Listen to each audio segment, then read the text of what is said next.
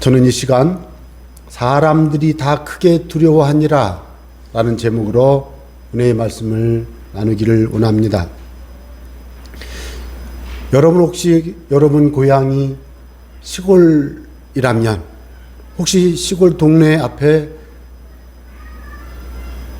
무슨 산이 있을 겁니다. 예를 들자면 없는 데도 있죠. 평야지대 같은 데서 사시는 분들은 없지만 약간 산골에 들어가 보면 동네에 적당히 큰 입구에 산이 하나 있는데 보통 그 산의 이름을 당산이라고 합니다. 집당자를 쓰지만 집이 있는 산이란 뜻이죠. 그 당산이 무슨 산이냐?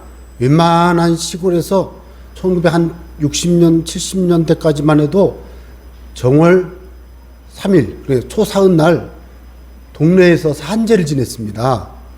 그걸 당산이라고 합니다. 당산. 이 당산에는 그 산제를 지내던 제단 혹은 제사 지내는 터가 있습니다. 터. 그런데 특이한 것은 뭐냐면 그 산제를 1년, 2년 지낸 게 아니고 아주 오래전부터 제주로 뽑히는 분이 그 동네에서 태어나기 전부터 산제를 정월 초사흔날 동네의 어떤 그걸 대동회 하면서 동네 사람들이 모여가지고 동네를 좀 복되게 해달라고 비는 그런 제사를 드렸습니다. 그래서 그런 그 터에 있는 그 산에 가보면 큰 소나무가 있습니다. 제가 공주에도 한번 가봤더니 공주에도 곰나루에 가보니까 곰에게 제사를 드리던 터전이 있더라고요. 근데 그 터전에 큰 소나무가 있는데 잘 모르겠어요. 제가 학교 다닐 때는 거기에 그렇게 큰 소나무가 있었는지 모르겠는데 어쨌든 굉장히 오래된 나무가 어린아이들 아름드리 어른 아름드리보다는 좀 작은데 굉장히 큰 나무가 그래서 그건 제가 모르겠지만 제가 봤던 당산에 있던 그 소나무는요 아름드리만큼 커요. 여러분 소나무가 아름드리만큼 크려면 굉장히 수령이 길죠. 그리고 소나무는요 한국형 소나무는요 옆으로 커요. 막 기울어가지고 그런 소나무가 서너 그루가 이렇게 비스듬 이렇게 있는데 그 나무가요 그 동네 사람들에게는요 두려움의 대상입니다. 그래서 그 산에 나무를 베는 것을 벌목이라고 하잖아요. 벌목을 하는데 그 나무를 안 베요. 왜 안 베냐면 그 동네에서 과거에 개구장의 어린이들이 그 시골에서 바퀴를 만들려면 좀 바퀴가 한 지름이 한 20cm 정도 되고 한 30cm, 20cm 정도? 그럼 이 정도 되죠. 큰 나무가 필요한데 암만 찾아봐도 없어. 그러니까 가보니까 그 나무가 있어. 그걸 베가지고 요즘 그런 말 잘 안 쓰지만 옛날에는 60년대, 70년대에는 어린이들의 그 장난감이 구루마라는 게 있었는데요.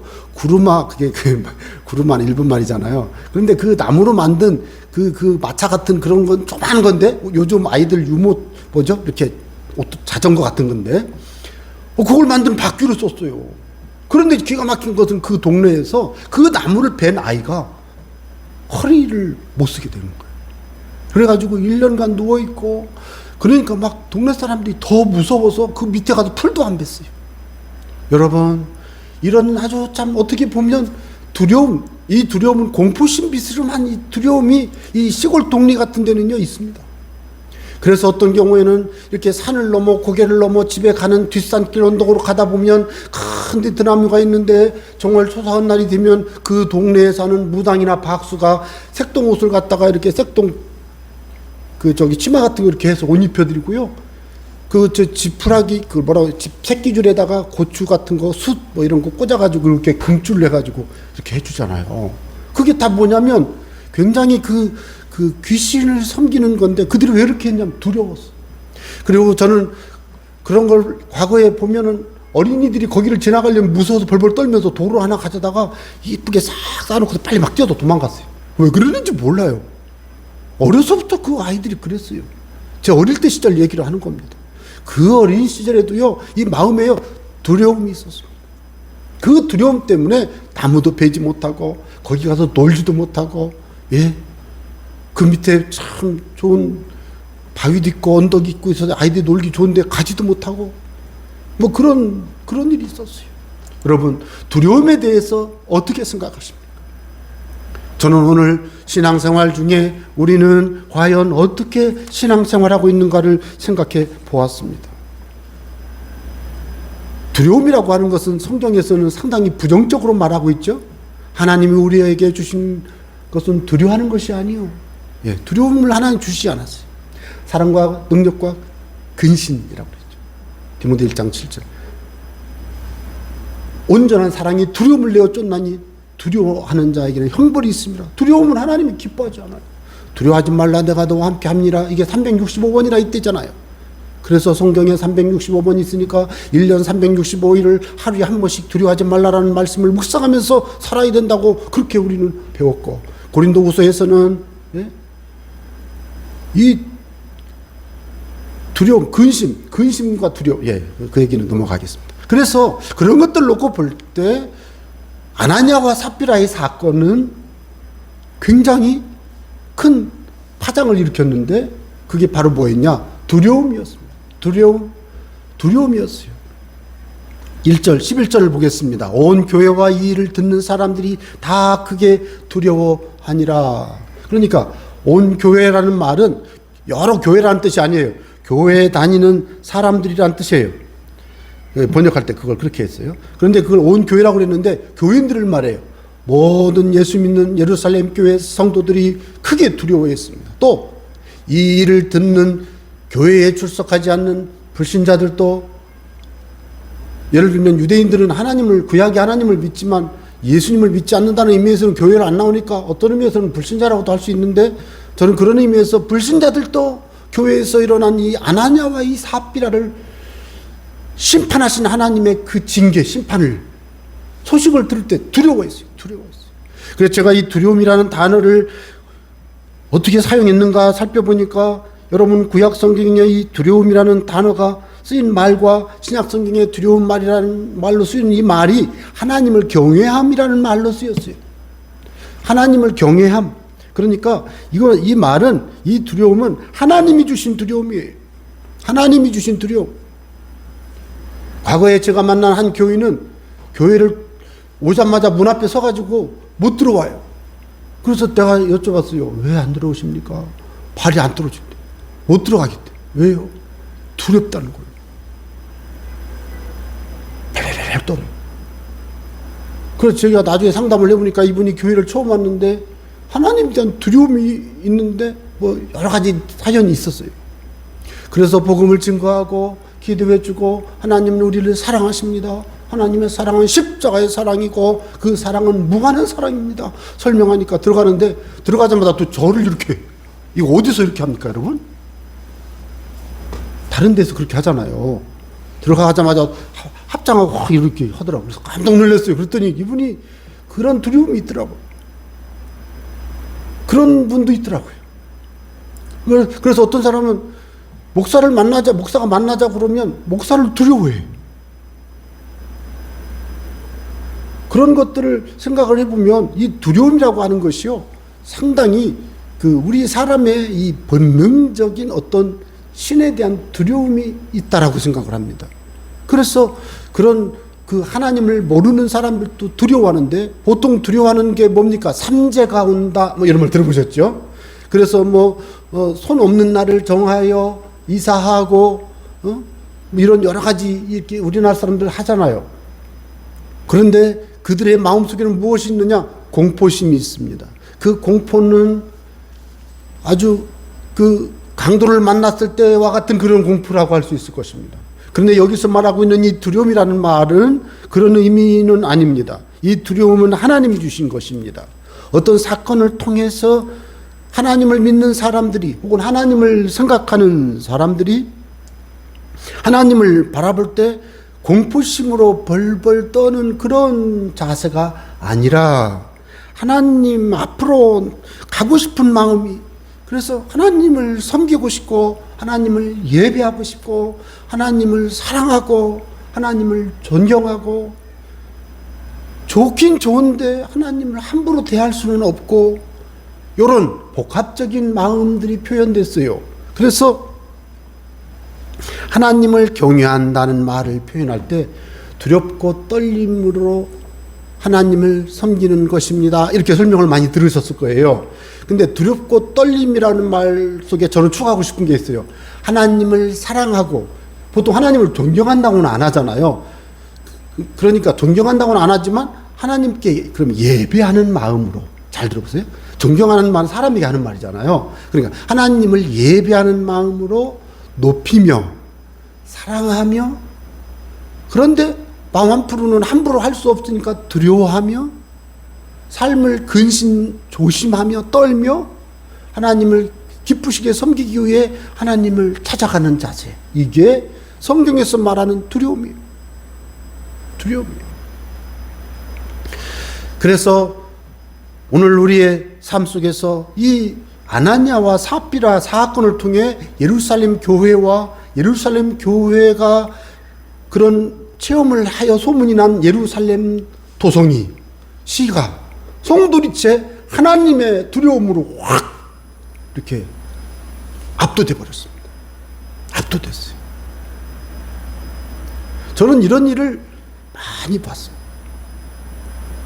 1903년도에 일어났던 영국 웨일즈에서의 놀라운 부흥운동, 1907년 당시에 평양에서 일어났던 놀라운 부흥운동, 그리고 19세기 말에 일어난 세계, 미국과 영국을 통해서 일어났던 영적 대각성운동, 이런 운동들 배후에는 뭐가 있었냐면 말로 표현할 수 없는 하나님의 은혜 주심이 신자들의 마음에는 하나님에 대한 사모함도 있지만 하나님에 대한 두려움도 동반됐어요. 그래서 함부로 하나님 앞에 못했어요. 하나님을 온전히 섬겼죠. 그런데 저는 요즘을 이렇게 생각을 해보면 교회가 스스로 하나님의 경외심, 하나님에 대한 경외심이 많이 약해져 있구나 하는 것을 느껴요. 인간 중심의 신앙생활을 제법 하더라는 거죠. 마치 뭐와 같습니까? 인간적으로 하나님을 먼저 묵상하며 하나님의 마음의 뜻이 어떠신지를 생각하면서 교회에서도 말하고 기도하고 예배하고 이렇게 해야 돼요. 굉장히 어렵죠. 그렇지만. 근데 그것이 율법주의라고 하는 신앙생활을 하지 말자는 가르침을 하다 보니까 상당히 자유롭게 되면서 하나님에 대한 이 경외심이 많이 약해져 있습니다. 그래서 저는 그런 부분들에 대해서 아찔아찔합니다.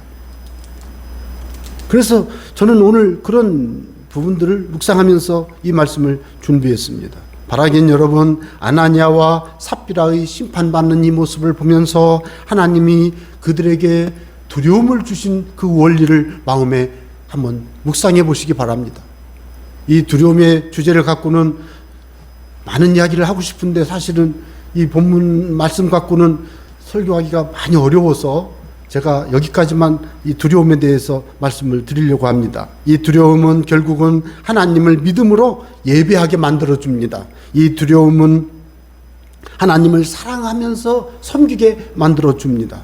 하나님이 이런 두려움을 주셨어요. 이 이유가 뭘까요? 이유가 뭘까요? 그러니까 하나님께서 왜 이런 두려움을 주셨을까요?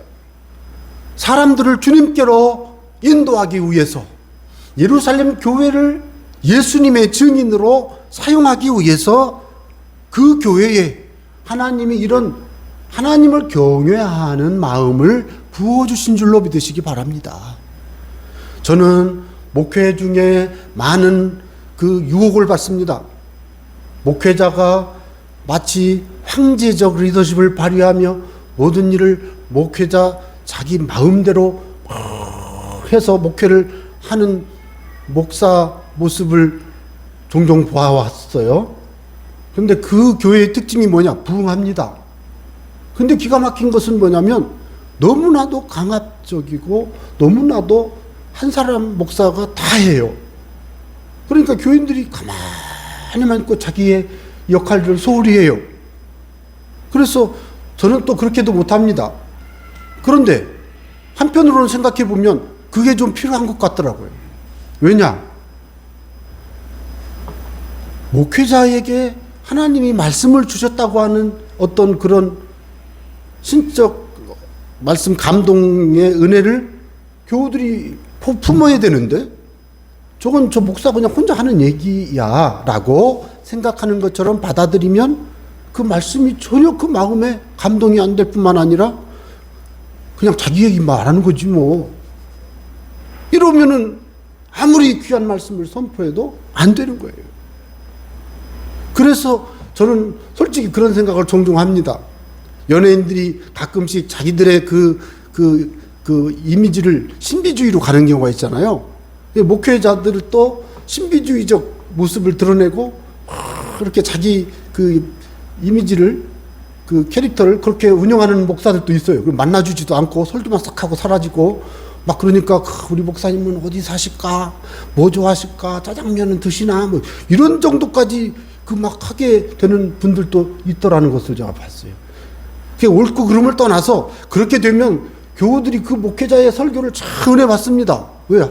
만나기도 어렵고 보기도 어려우니까 막 이렇게 들으면 아멘, 아멘. 그런데 저는 그것도 옳지 않다고 보지만 어쨌든 그래서 저는 한 가지 깨닫는 게 뭐냐면 하나님께서 역사하시는 방법으로 교회에 강한 영성의 분위기가 형성되어야 된다고 저는 사실은 그렇게 생각하고 있고 그걸 주장하고 싶습니다. 그래서 그 말씀을 오늘 말씀을 통해서 약간만 말씀을 드립니다. 여러분, 하나님을 두려워하는 마음이 하나님 앞에서 은혜 받는 지름길인 줄로 저는 생각하는데 여러분들도 한번 한 주간 묵상해 보시기 바랍니다. 왜 그렇습니까? 하나님은 살아계시고 하나님은 친히 자기의 뜻을 말씀을 통해 가르쳐 주셨고 성령의 감동을 통해 우리의 마음에 생각나게 하시고 설교 시간에 들은 말씀을 통해서 마음에 동감하게 하고 때로는 그 말을 들으면서 아닌데 하면서도 또 한편은 찔리게도 하고 이 말씀을 들을 때 저건 내가 듣기만 하지만 제가 순종하기는 너무 어려운 이야기네 라고 하면서 말씀을 들을 때 마음속으로 탄식하기도 하고 그러면서도 그 말씀이 결국은 하나님의 성령의 감동으로 내게 주어졌다고 마음에 믿는다면 그런 분들은 한순간 한순간 삶이 주님께로 더 가까이 나가게 되는 것입니다. 그러니까 물론 목회자도 자기 인간적인 생각 자기 막 그 사상 자기 생각을 주입하려고 하면 안 된다고 저는 배웠어요. 그래서 이 본문 말씀에 보면 그렇다고요. 아나니아와 삽비라 사건을 예루살렘 교회에 하나님이 허락하신 이유는 예루살렘 교회가 아직 틀이 완성이 안 됐어요. 그런데 이 예루살렘 교회가 거짓말하고 하나님의 성령을 속이고 하나님을 반역하는 이런 아나니아와의 삽비라의 사건이 나타났을 때 하나님이 이 일을 시범적으로 징계하시고 심판하심으로 예루살렘 교회가 온전히 하나님 앞에 더욱 거룩해지고 더 순결해지고 하나님을 더 경외하면서 하나님의 그 예수의 증인됨을 원하시는 그 마음을 실천한다면 예루살렘 교회가 예루살렘을 넘어 유대와 사마리아 땅끝까지 가는 복음 전도의 증인의 삶을 살 수 있기 때문에 예수님이 그렇게 하신 거예요. 여러분, 오늘날 우리는 하나님을 두려워하는 마음으로 섬겨야 합니다. 두려워하는 마음으로 섬겨야 돼요. 하나님은 지금도 말씀하시고 지금도 인도하시고 지금도 우리와 동행하십니다. 그래서 지금 주님이 내 마음에 감동을 주셨어요. 믿지 않는 내 부모님에게 복음을 증거해라. 감동을 주셨어요. 저는 지금도 기억나는 게 청년 때 제가 밤새 철야기도 하고 가족을 위해 기도하고는 그 다음날 아침에 일찍 일어나서 하나밖에 없는 양복을 입으라고 감동을 주셔서 양복을 입고 넥타이를 메고 잘 치지도 못하는 기타를 둘러매고 시골 집에 갔습니다. 가지고서는 기타를 치고 앉아서 있다가 엄마가 오시길래 예수님 믿으세요. 그리고서 기타를 둘러매고 집에 다시 학교로 돌아온 적이 있어요. 왜 그러는지 아세요? 제가 가족을 전도하기 위해서 밤새 기도하는데 성령께서 제 마음에 감동하시기를 너 기도만 하면 뭐하냐? 가서 이야기를 해야지. 그래서 제가 그 다음날 아침 일찍 갔어요. 가서 전도하고 도망쳐서 다시 왔어요. 왜? 하나님이 그렇게 마음에 감동을 주셨어요. 어떤 분들은 제가 이런 이야기를 하면 너는 좀 신앙생활을 좀 티미하게 한다. 어떻게 그렇게 하냐? 아니에요. 예레미야가 어떻게 했나 한번 생각해 보세요. 예루살렘에서 저 티그리스 강까지 가가지고서는 허리띠를 묻어놓고 오라고 해서 갔다가 왔더니 또 다시 꺼내라 갔더니 냄새나는 이 나라가 지금 이 지경이다. 그 하나님이 예레미야에게 그렇게 하잖아요. 여러분 중요한 것은 하나님이 우리에게 말씀하시는 것을 순종하기 시작할 때 그때 하나님이 역사하시고 하나님이 당신의 일을 거룩한 일을 우리를 통해서 일하셔요. 그러니까 예루살렘 교회가 지금 이 심판받는 아나니아와 삽비라 심판 사건을 통해서 큰 두려움에 쌓여 있습니다만은 오히려 이것은 하나님이 함께 하심의 증거, 하나님의 역사하심의 증거, 하나님이 살아계심의 증거, 하나님이 인도하시는 증거. 오늘날 우리의 삶은 하나님이 감동 주시는 대로 살아야 되고 오늘 우리는 하나님이 인도하시는 대로 살아야 되고 오늘날 우리의 삶을 통해서 하나님이 일하시는 대로 아멘하며 살아야 된다는 것을 예루살렘 교회 성도들에게 하나님이 확 가르쳐 주신 거예요. 그리고 그 심판 사건을 통해서 하나님을 업신여기지 말고 하나님을 속이지 말고 하나님을 만우리 여기지 말고 하나님을 경외하라. 하나님을 경외하라. 이것을 가르쳐 준 거예요. 또한 하나님은 사람들을 통해서 어떤 일을 하셨습니까? 사도들의 손을 통하여 민간의 표적은 이적이라는 말과 같은데요. 이적은 기적을 말하고 표적은요 하나님이 함께 하심을 증거하는 사인이라는 뜻인데 이 표적과 기사가요 사도들이 손을 통해서 많이 일어나게 하셨어요. 많이 일어났어요. 그랬더니 믿는 사람이 다 마음을 모았어요. 그리고는 성전에 솔로몬 행각에 모이고 그 나머지는 감히 그들과 상종하는 사람이 없어요. 왜? 두려우니까. 백성들은 그들을 칭송했습니다. 그랬더니 어떻게 됐습니까? 믿고 주께로 나오는 자가 더 많았습니다. 남녀의 큰 무리가 주께로 돌아왔습니다. 놀라운 일이죠. 여러분 이런 사건들을 통해서 볼 수 있는 것은 뭘까요? 주님이 하신다는 거죠.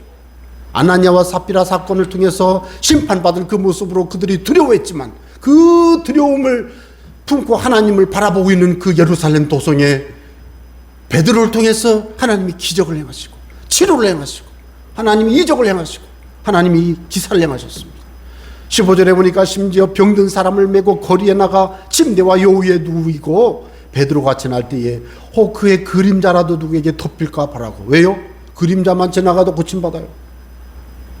16절에도 보면 예루살렘 부근에 수많은 사람들도 모여 첫째 병든 사람, 둘째 더러운 귀신에게 괴로움을 받는 사람을 데리고 왔어요. 어떻게 됐습니까? 다 나았습니다. 이 사건을 통해서 우리가 볼 수 있는 것은 무엇일까요?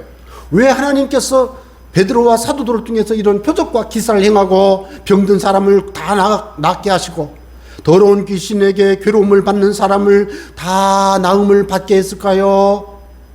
예수의 증인 삼으려고. 예수의 증인 삼으려고.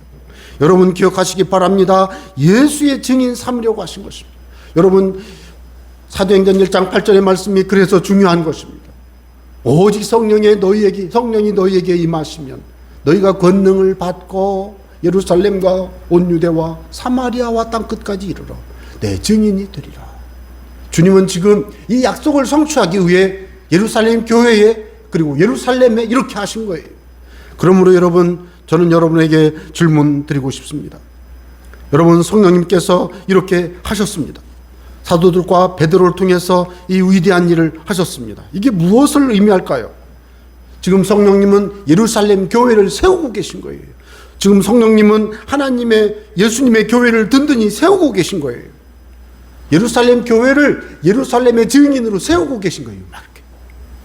제자들을 통해서 땅끝까지 가는 예수님의 증인의 삶을 살 수 있도록 성령이 지금 일하고 계신 거예요.